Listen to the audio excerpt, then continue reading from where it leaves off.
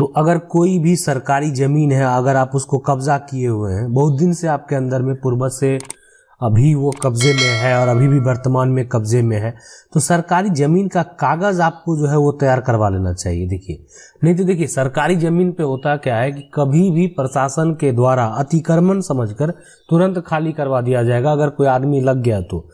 अगर सरकार को जरूरत नहीं भी हो, उसका नियम तो ये होता है कि अगर सरकार को अपनी जमीन का जरूरत है तो फिर वो अतिक्रमण के तहत उसको खाली करवा देगा, उसको उसमें आपको मुआवजा भी नहीं दिया जाएगा। लेकिन अगर आप उसको लंबे समय से कब्जा किए हुए हैं, कुछ आप कंस्ट्रक्शन भी किए हुए हैं, मतलब घर बनाए हुए हैं या बाउंड्री करके आप उसको किसी तरह से दखल किए हुए हैं, तो अगर आपका ये 90 साल के, अगर आप 30 साल से सरकारी जमीन को कब्जा किए हुए हैं तो आप मालिकाना हक का दावा कर सकते हैं। अब डिपेंड करता है कि कानून में, मतलब कानून में डिपेंड करता है कि वो क्या निर्णय वहां पे होता है, लेकिन आप हक का दावा कर सकते हैं। बस ये यहाँ पे एक बात जो है वो आपको समझना है कि अगर आपका मामला जो है न्यायालय में जाता है तो आपके लिए जो प्रतिकूल कब्जा का कॉन्सेप्ट है, तो निजी जमीन के लिए तो 12 साल ही है, लेकिन अगर कोई जमीन अगर सरकारी जमीन है तो उसके लिए 30 साल है। हाँ, लेकिन आपको ये बात प्रूफ करना पड़ेगा कि आपने उसको कैसे 30 साल या 40 साल से आप कब्जा में हैं। ठीक है, तो इनका सवाल वही है कि सरकारी जमीन पे अगर 90 वर्षों से जमीन पे कब्जा है तो क्या उसे हटा सकता है?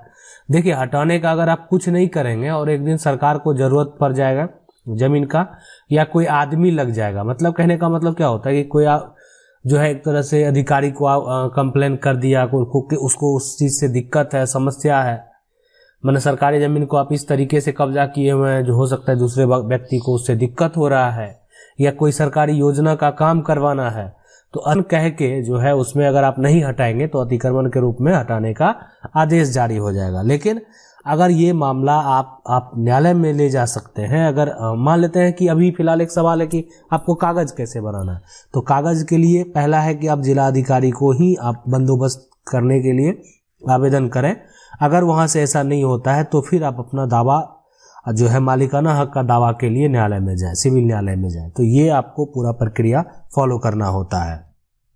सवाल है कि 1 कट्ठा जमीन है और इसमें कोई आदमी जबरदस्ती जो है 7 धुर केवाला अपना बता रहा है। देखिए, कोई भी जमीन है, मान लेते हैं आपका जो जमीन है जो भी है, अब 1 कट्ठा का मतलब है कि जो भी जितना भी है उस 7 धुर यानी 10 धुर जो होता है वो आधा कट्ठा हो गया। तो अगर 7 धुर कोई अपना बता रहा है तो उसका प्रमाण देना पड़ेगा। अगर केवाला है तो कौन लिखा है, केवाला का दाखिल खारिज हुआ कि नहीं। सिर्फ जमीन को रजिस्ट्री करने से मालिकाना हक नहीं मिलता है, जमीन का दाखिल खारिज, जमीन जाके मान लेते हैं कोई परिवार का लोग किसी को लिख दिया, तो इसका मतलब क्या हुआ कि रजिस्ट्री हो गया। तो रजिस्ट्री हो गया तो आप मालिक थोड़ी बन गए। मालिक तब आप बनेंगे जब वो रजिस्ट्री को आप सरकार के सामने प्रूफ करेंगे कि आप सही व्यक्ति हैं जिन्होंने जमीन को लिखा है और आपने अपनी संपत्ति, अपने हिस्से की संपत्ति बेचा है। तो इसीलिए राजस्व के अधिकारी अंचल स्तर पे होते हैं जहां पे आप दाखिल खारिज के लिए आवेदन करते हैं। तो वो प्रक्रिया जब तक आपका दाखिल खारिज नहीं होगा तो संपत्ति आपकी है कि नहीं है। तो केवाला है तो एक बार वेरीफाई कर लें, केवाला देखें, केवाला का निबंधन कार्यालय में पता लगा लें कि वो सही है कि नहीं है। उसका दाखिल खारिज नहीं हुआ तो ऐसे भी वो मान्य नहीं होगा। लेकिन फिर भी किसी व्यक्ति के पास केवाला है तो आप उस पर उसको रद्द करवाने का प्रयास करेंगे अगर वो गलत तरीके से किया गया है। तो सवाल है कि मेरी पत्नी के नाम से मेरी माँ ने मेरे कहने को आकर मेरी पिता की मृत्यु पश्चात वसीयत के आधार पर मिले मकान को बना दिया, किसी भी कीमत है ना लिए बेचना कर दिया था। लेकिन अब पत्नी और 2 बच्चे मिलकर मुझे और मेरी माँ को मानसिक प्रताड़ित करते हैं, क्या किया जा सकता है?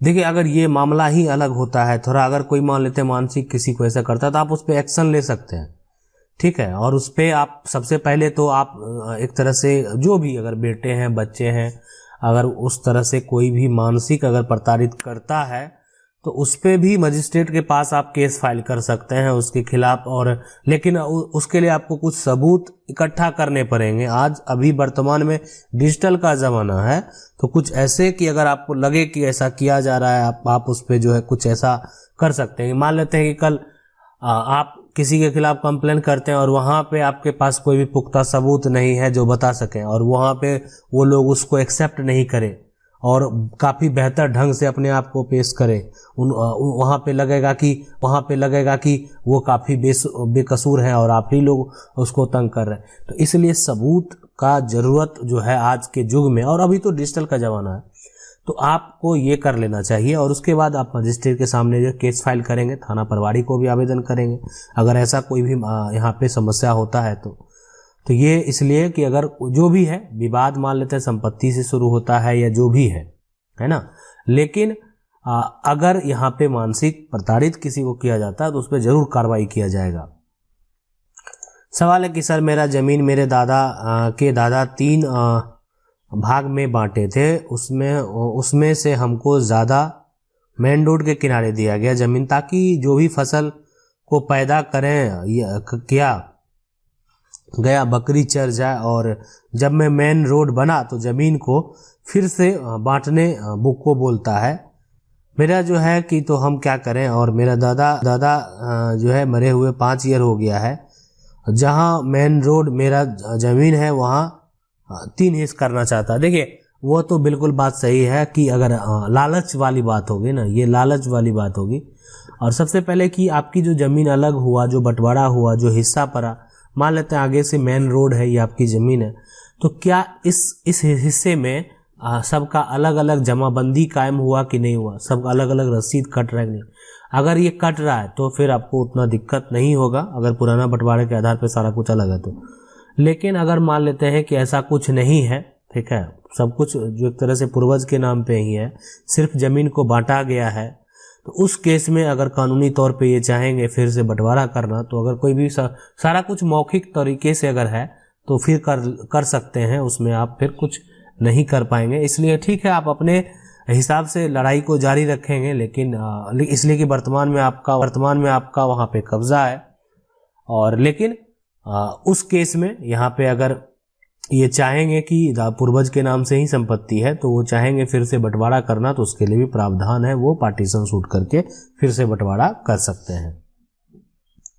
सवाल है कि सर जी मेरे पिताजी ने मेरे नाना जी का जो है खेती बेचकर मकान खरीदा, ठीक है, और उसके बाद मकान मेरे जो है वहाँ पे सौतेले भाई के नाम वसीयत कर दिया, उस पर हमारा जो है हक बनता है क्या? देखिए सबसे पहले तो ये आपको प्रूफ करना होगा कि आपके नाना जी के संपत्ति को उन्होंने बेचा और उसको बेचकर खरीदा। अगर ये आप वहाँ पे साबित कर देंगे तो संपत्ति का पूरा हक आप ही का होगा, 100% आपका हक होगा। इसलिए कि वो संपत्ति जो है का हकदार जो होता है नाना की संपत्ति का, वो या तो माँ होगी या तो नहीं तो माँ के बच्चे होंगे। तो उनका जो है जो माँ है, उनके जो पति हैं, उनका उस पर उतना हक नहीं बनता है, या तो नाती का बनेगा नहीं तो माँ का बनेगा।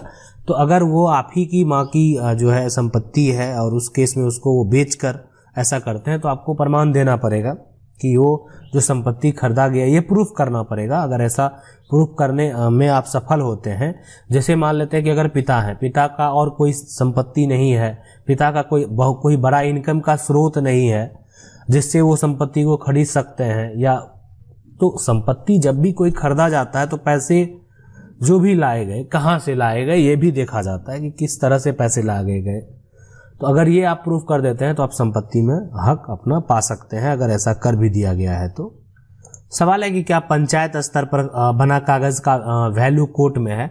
देखिए पंचायत के द्वारा जब कागज बनाया जाता है ना, तो उसका एक सबूत जो है वो आप कोर्ट में सबूत के तौर पे पेश कर सकते हैं। वैल्यू की अगर बात करें तो उसमें जो है अगर डिपेंड करता है।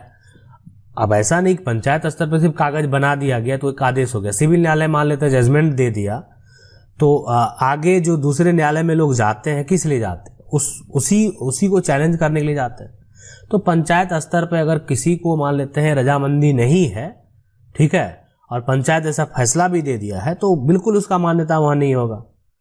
इसलिए हाँ, उसको देखा जाएगा कि किस आधार पे दिया गया, क्या इसमें त्रुटि रह गया। लेकिन मान्यता की बात करें तो वहां पे आप उसको सबूत के तौर पे पेश कर सकते हैं, मान्यता वहां पे बहुत ज्यादा उसका नहीं होगा। अब सवाल है कि आजादी के पहले बिहार में कितनी बार जमीन सर्वे किया गया और उसके नाम जो, देखिए आजादी के जो पहले बिहार में होता था वो अंग्रेज के द्वारा एक बार जो है 1900 के बाद जो है ये सर्वे का काम करके खतियान दे दिया गया, और उससे पहले बंदोबस्त प्रक्रिया होता था, ठीक है, उसके पहले भी कागजात कम थे। लेकिन सर्वे का जो काम हुआ वो आपका 1905 का है खतियान, 1908 का वो है, 1912 का भी होगा, 1914 का भी होगा। तो इस तरीके से जहां जहां मतलब हर जगह जो है उस समय तो उतनी आबादी नहीं थी, तो जिसके पास जो रैयती है जमींदार था उसको वो संपत्ति, बहुत लोगों के पास तो भूमि नहीं था और बहुत लोगों का अधिग्रहण कर लिया जाता था भूमि, और वो भूमि किसी रैयती को दे दिया जाता था, ठीक है। मतलब इसीलिए बहुत लोग जो है मतलब जो अंग्रेज को फेवर करने वाले लोग थे। अब ये हम हिस्ट्री की बात नहीं करेंगे अभी फिलहाल, जब समय मिलेगा तो उसके बारे में डिटेल से बताएंगे कि भूमि का क्या स्टोरी है, कैसे जमीन आया नहीं, वो अलग चीज है यहाँ पे। लेकिन अधिग्रहण करके वो जो है एक तरह से नियम था, और वहां पे खतियान बना के बहुत सारे जमीन संपत्ति जो है वो रैयती को दे दिया गया। और उससे पहले और उसके बाद फिर राज्य सरकार के द्वारा जो है सर्वे हुआ है। आशा करते हैं वीडियो अच्छा लगा होगा। वीडियो अच्छा लगा वीडियो को लाइक जरूर कर दें। पहली बार देख रहे हैं सब्सक्राइब करके जो बेल आइकन है उसको जरूर दबा लीजिए। मिलते हैं